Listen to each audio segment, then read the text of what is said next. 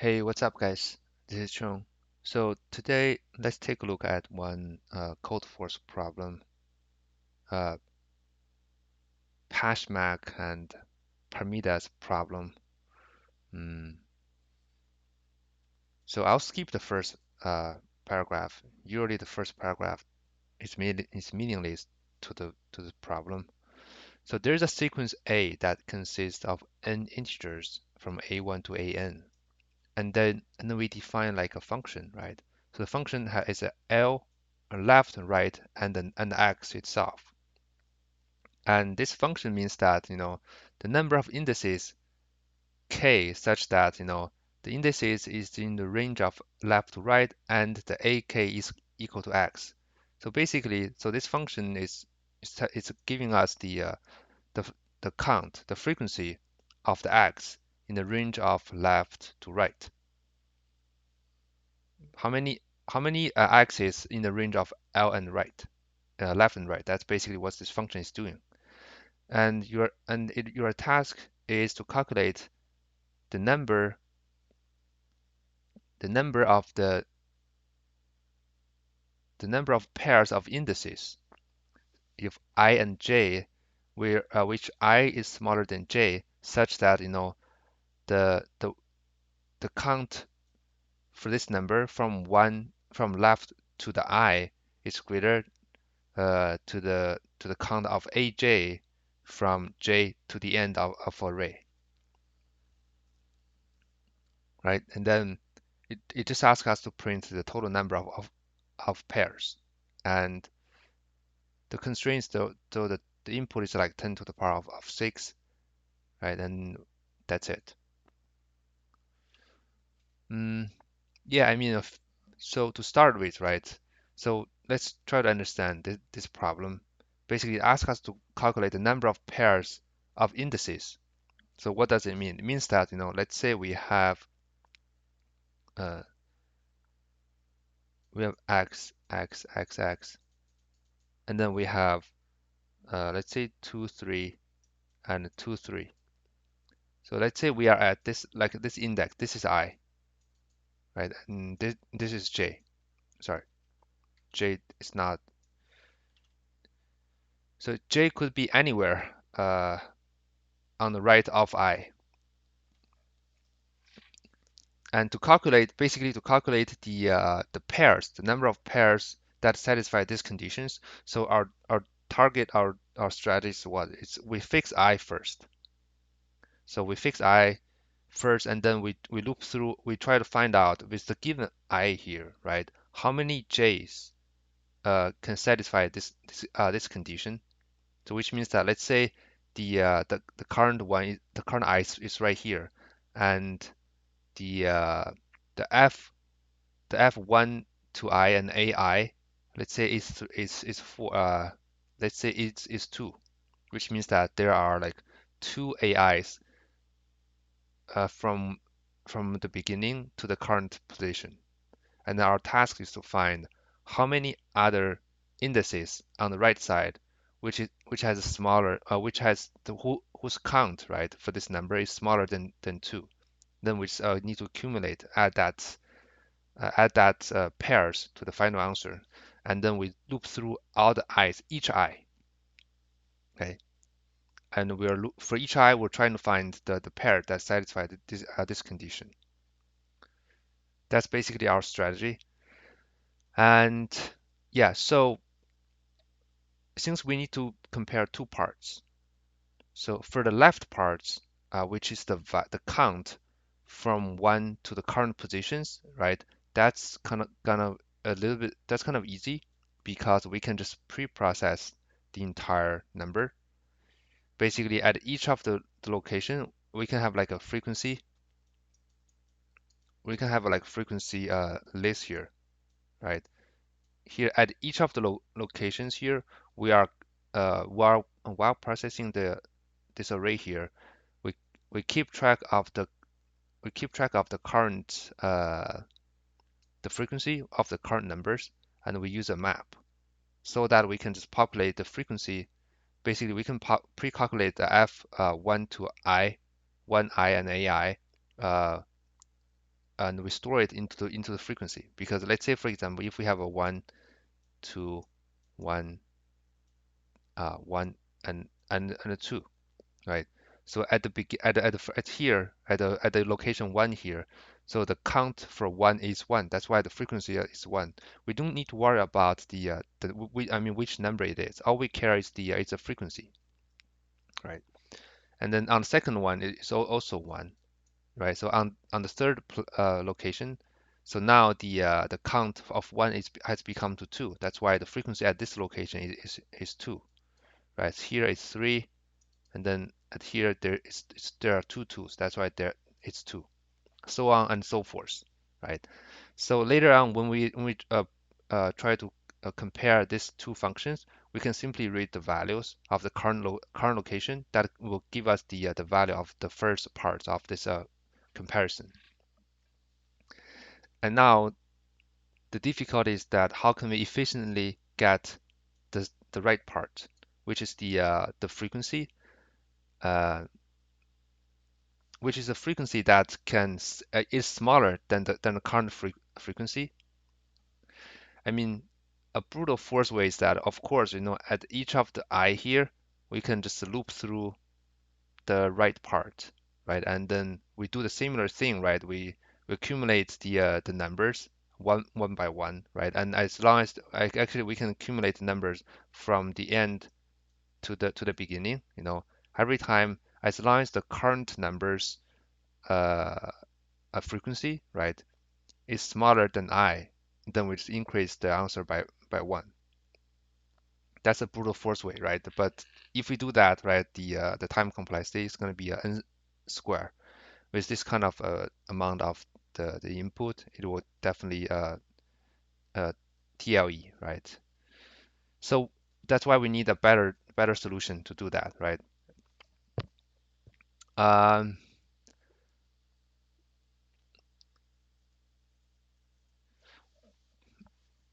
mm, so a better way, we can also try to while we're processing the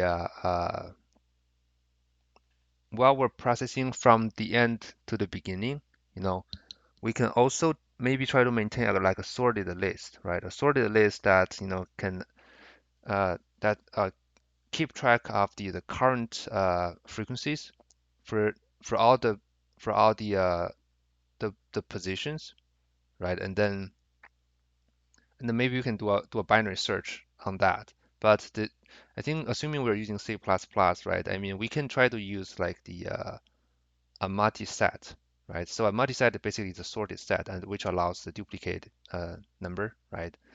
And because the reason we're using multi-set instead of set is that because we might have the duplicated frequencies, right? Which we need to maintain both of them, all of the duplicated frequencies, so that we can get the uh, correct number of the indices on the right side, which is smaller than this two here. But for the multi-set, as far as I remember, you can do a lower bound and upper bound, but that will only give you the iterator. It will not give you the index, right? So if you want to get the index, you have to do maybe a distance, but the distance is a linear time complexity. So I think which means that we cannot use multi-set. And then what's gonna be our option, right? What's the other options we have here? Mm, since we want to get a log n, right? Log n in both the insert and and the query, right? Then what does that mean? It means that we should use a segment tree, right? Or because the segment tree, can give us the insert and the query in both of the log n time, right? And so to solve this problem, we use the segment tree, or to be more specific, we're gonna use a binary index tree or the Fenwick tree to maintain the uh, to maintain the index. I mean, sorry, to maintain the frequency, the count of the frequency uh, on the right side. So what does that mean? It means that basically we have a tree, right? So the tree the node of the tree, the node of the tree is a frequency, and on each of the node we store a value. So the value is the count for that frequency. So for example, we have 3, 2, and 3, 2. So while we're processing from the right side at the beginning, the node this is 1, right? So uh, the frequency 1 basically. The first one is frequency is 1. So at the frequency 1, at node 1, we have a count equals to 1, and then we are at here, right? So here we are at like another frequency 1, right? But then we're going to increase this node 1 to the value 2, because this one, remember, the value of the node represents the frequency we have seen so far, and the value is that is the how many index, right, has this frequency. And then we move to 3. Now we're going to have like another node of 2 here, right?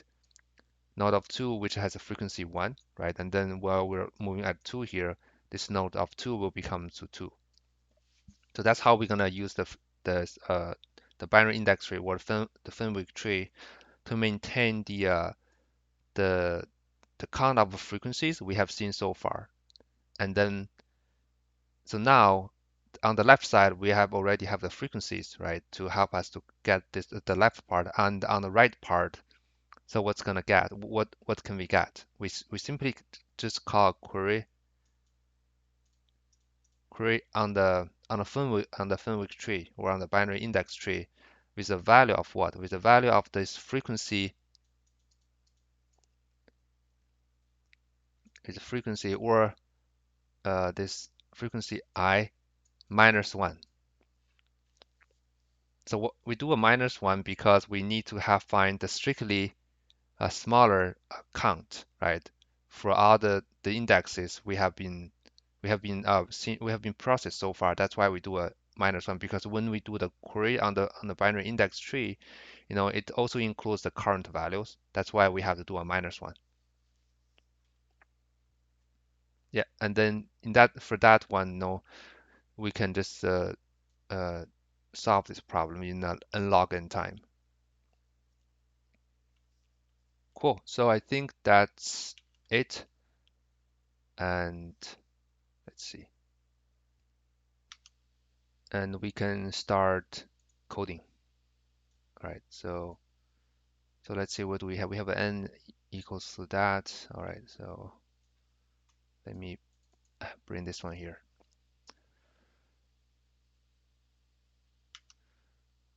Okay. So to get things started, let's try to define a few variables first, right? So I think we need the n, right? And then we need like a to store those kind of values, right? So max n. And then we need a Fenwick tree. So I use ft represents the Fenwick tree for our segment tree, right? And then the last one is the frequency, right? Like I said, we need the frequencies to help us to pre-calculate the left part. And so right now, let's read the values in, right? So we have a n here, and then for like this I, int I from 0, I smaller than n, right? I plus plus.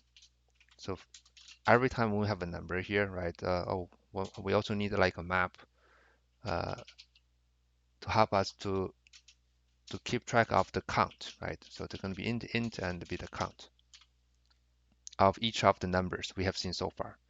So, and first we read this value into this AI, right? And then we update the count for that. Count of AI is going to be increased by 1, right? And then we just use that one to populate the frequency, which is going to be the frequency I going to be the count dot a I, right? So that's how we populate the frequencies so that we can use it later on for the left part. And then since we have already processed the result for the left part, and we can start pop calculating the final result. So first, I'm going to reuse this count here. That's why I'm going to clear that. And the final answer is going to be the answer equal to 0. Right? And then, like I said, since we're going to start from the end, right? Int I equals to n minus 1, and I is greater than 0, and I minus. So again, so the reason we are starting from the end is because, you know,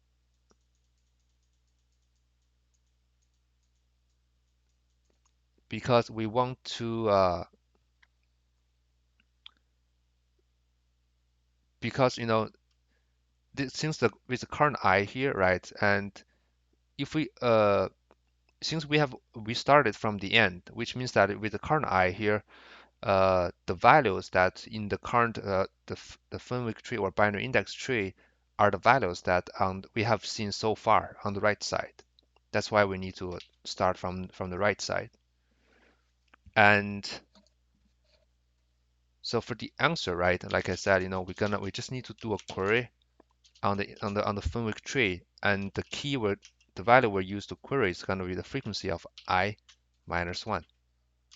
Okay, and then we're also gonna keep track of the index, right, of the we have seen so far. Sorry, the frequencies, and then we're gonna do an update of the Fenwick tree, right? It's gonna be a count of AI, and then the values will be 1. We always increase by 1. Yeah. So, and then in the end, we simply just output that value. That's gonna be our the main solutions, and the rest is to implement this query and update. So I think for the Fenwick tree, right, there's like it's like a known template. You know, basically for the update, right, we pass in the I, int I, and int k, right?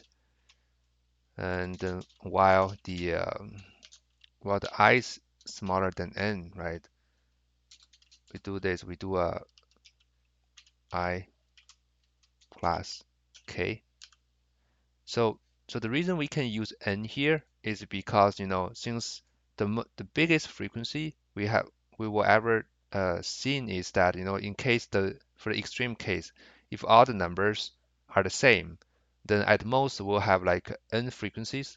That's why we can simply use the length of the array to as upper bound of the Fenwick tree. Yeah. Otherwise, you know, we have to use some bigger numbers. But in this case, you know, n is enough. So I plus I do this one, right? Basically, this is how the Fenwick tree works, right? For the update, we're trying to find the child, and this is how we do it. And there's like some explanation about the why this one works, but I'm not going to talk too much about the details about this formula here. But I think you guys should just remember that. And then similar for the query. For the query, just like int I, and we have an answer, right, starting from 0. And then similarly for the comparing with update, we also have a call like a while loop, and this one I is equal to 0. So the reason we do I greater than 0 is that for a Fenwick tree, you know, 0 is a reserved root, so it doesn't mean anything. That's why we cannot we don't we stop when the I is equal to 0. So here is going to be a Fenwick tree of the I here, and then we do I minus I this, right? So basically this query, what it does is that, you know, it finds the range, right? Find the range from 1 to the current values, right? And then it will just aggregate everything by using this formula. Yeah, yeah. Basically, this query of the binary search tree, it's giving me everything, that's equal or smaller than the current value. Yeah, yeah, I think that's it, right? And let's try to run some examples here. Copy.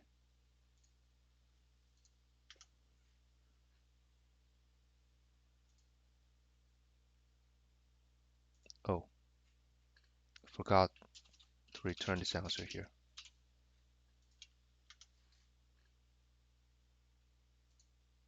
Okay, so it's 8, which is correct. And yeah, let's try another one.